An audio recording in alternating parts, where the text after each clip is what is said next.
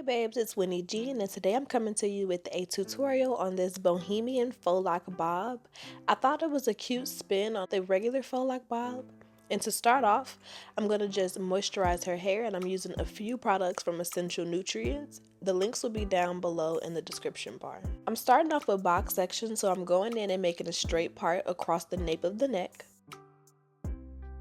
The first row always has the shortest locks, so I cut my Marley hair in half twice. And I use this to create my braided base. So I'm braiding it in as if I was doing a box braid, but I'm making sure to leave it a bit loose in the root so that we have a little space to create our locks.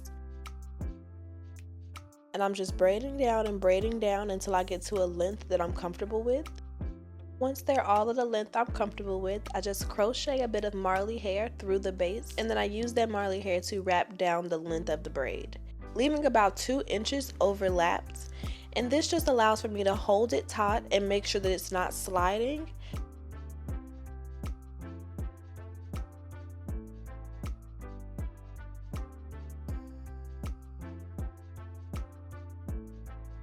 Once you're done with your lock, you want to palm roll it.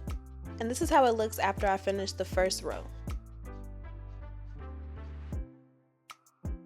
So I'm parting for the second row right on top of the ear and across to the other side. And I'm staggering the parts for a brick design, and this just allows for the style to look really full once we're done. There won't be any gaps in the back. So I'm braiding the hair in just like I did on the first row. Now I'm going to start wrapping.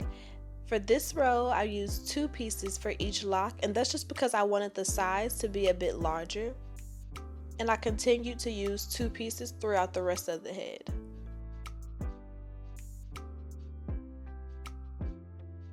When you're done wrapping, don't forget to trim off the excess at the bottom.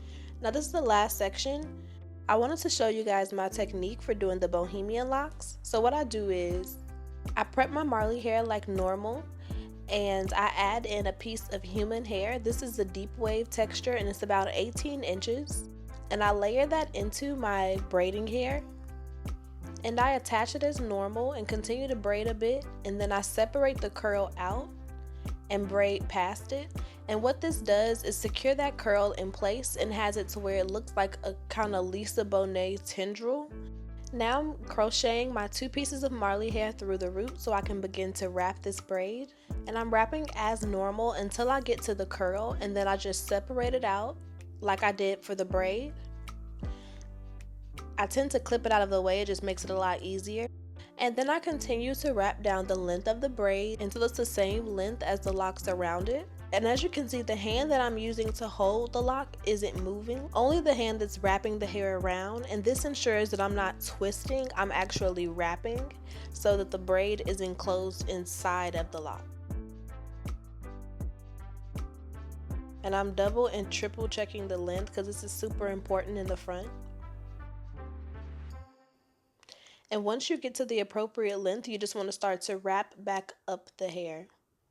And you continue wrapping until you're literally wrapping one hair, and this is what keeps it in place. You want to wrap it really, really tight until you literally cannot grip it anymore. Like literally you can't even see it, but I'm still wrapping. Trim off the excess. Let your curl down. When I'm doing a bob, I like to trim the curls. And this is the final look. This is the back. As you can see, it's very soft and they look great on her. I love this length and the curls look so pretty. I know that she really liked them, and if you want to see more tutorials like this, then click one of these videos here. I love you guys. Make sure to subscribe. Bye.